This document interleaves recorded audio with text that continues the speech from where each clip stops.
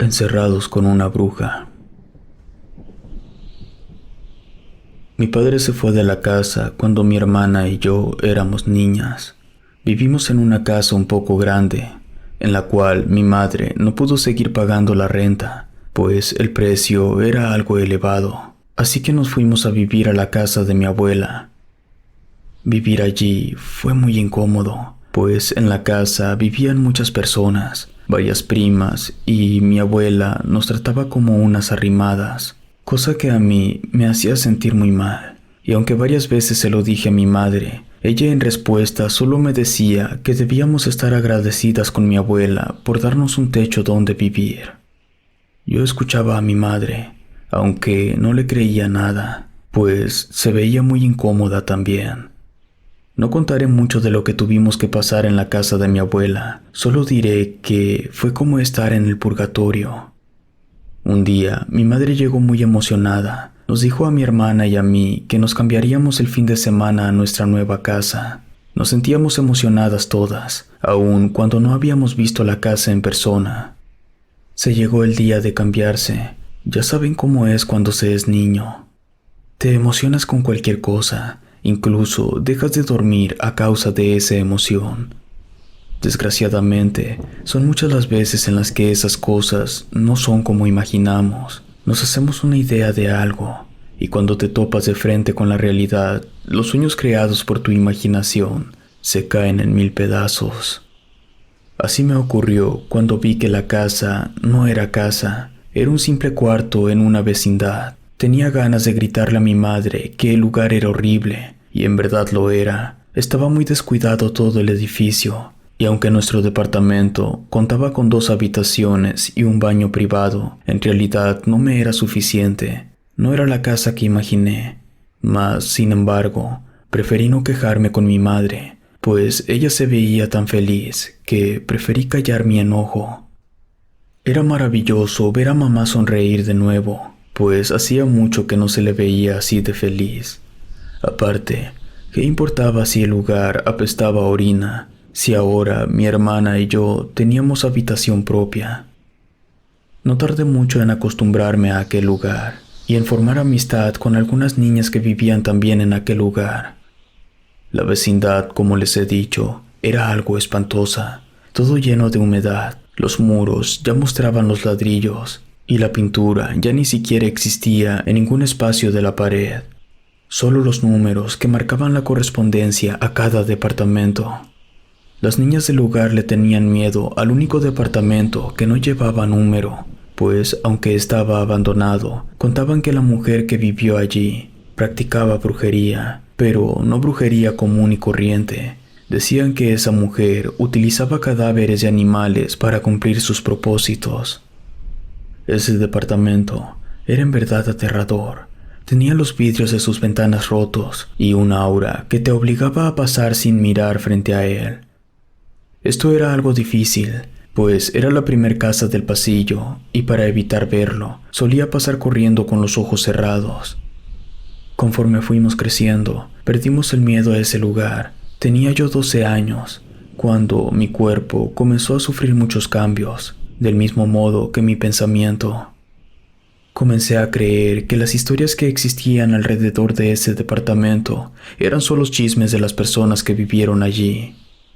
Yo y las demás niñas que eran de mi edad comenzamos a desarrollar un gusto por lo paranormal. Empezamos a reunirnos en la habitación de una de las niñas que vivía justo al frente del cuarto de la bruja. Al principio solo contábamos historias de terror. Sin embargo, nuestro interés por lo inexplicable creció más allá, a tal punto que comenzamos a jugar a la ouija, entre otros rituales que siempre nos resultaron fallidos. Jamás ocurría nada paranormal. Una de las chicas tuvo la gran idea de irnos a meter a la habitación de la bruja a ver si veíamos algo o si podíamos invocar su espíritu. Así pues, fue como buscamos la manera en que pudiéramos colarnos a la habitación. Fue algo curioso. Un lugar que hace apenas unos años nos produjo tanto terror, ahora nos atraía tanto, y lo más irónico era que no encontrábamos una manera para lograr entrar. Las ventanas, aunque rotas, tenían demasiado cerradas las protecciones, y la puerta, aunque la empujáramos, no cedía. Estaba muy bien cerrada con llave. Una de las niñas que vivían en la vecindad era sobrina de una de las dueñas. No sé ni cómo le hizo, pero consiguió la llave de esa habitación. Abrimos la puerta y pudimos percibir un olor muy fuerte a guardado. El lugar se parecía al departamento en el que yo vivía, un par de habitaciones divididas por una cortina de tela hecha trizas. En el primer cuarto no había nada relevante, una base de cama de madera, algunos cuadros religiosos en la pared. No vimos ningún mueble o cajonera donde pudieran ocultar cosas. Cruzamos la cortina. Allí sí encontramos algunas cosas. Para empezar, el cuarto estaba pintado de negro. Las paredes estaban tapizadas con varios crucifijos y otras esculturas a las que no les encontraba forma alguna. El piso estaba cubierto por una alfombra color rojo. Se sentía mojada y pegajosa. Al fondo estaba una especie de altar, donde posaba en un pedestal la figura de una virgen toda en color blanco. A un lado de esa escultura vimos muchos huesos. Quién sabe de qué animal serían. Entre los huesos estaban unas cruces hechas con ramas e hilo negro. También algunas cartas de tarot. Y por último, lo que se me hizo más extraño, un ramo de claveles blancos frescos. Alguien seguía yendo a ese departamento. De pronto, todo lo que estaba sobre el altar comenzó a agitarse de manera violenta ante nuestros ojos. Comenzamos a gritar. Sin embargo, las niñas más grandes nos empujaron a mi hermana y a mí mientras ellas salieron corriendo, azotando la puerta tras sus espaldas. A mi hermana le comenzó a sangrar la nariz y no dejaba de llorar. Yo, antes de entregarme al pánico, me dirigí a la puerta, pero estaba trabada. En eso, vimos a una persona parada sobre la base de la cama. Jalé a mi hermana y entramos a la habitación contigua. Ahora, todo lo que estaba en el altar estaba sobre el piso. La imagen de la Virgen se había quebrado. Escuchábamos los pasos en la otra habitación. Lo único que se me ocurrió fue meternos debajo de la mesa del altar. No podía dejar de temblar. Escuchaba unos pasos que se arrastraban. Cerré los ojos intentando no gritar. En eso, alguien arrancó la tela que cubría el altar. Por unos segundos, vimos una cara espantosa que no lograría describir. Era la bruja, o el espíritu de ella. No se veía vieja ni joven, tampoco humana, simplemente espantosa. Mi hermana y yo gritamos. Yo volví a cerrar los ojos, y cuando los abrí, esa cosa ya se había ido. Corrimos hacia la puerta. De nuevo, intenté abrirla sin lograrlo. Estaba trabada. Mi hermana volvió a llorar. En eso, una señora nos abrió. Venía acompañada con una de las niñas que nos empujaron. Nos quedamos en la casa de la señora hasta que llegó mi mamá.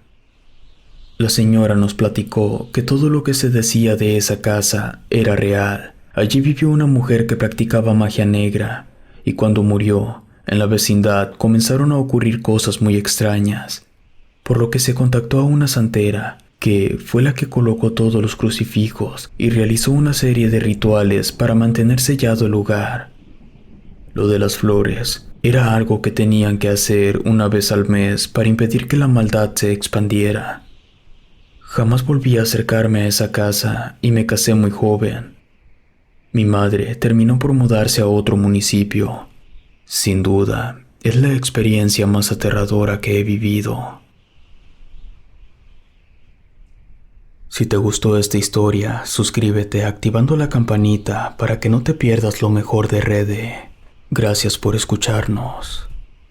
Relato escrito y adaptado por Mauricio Farfán.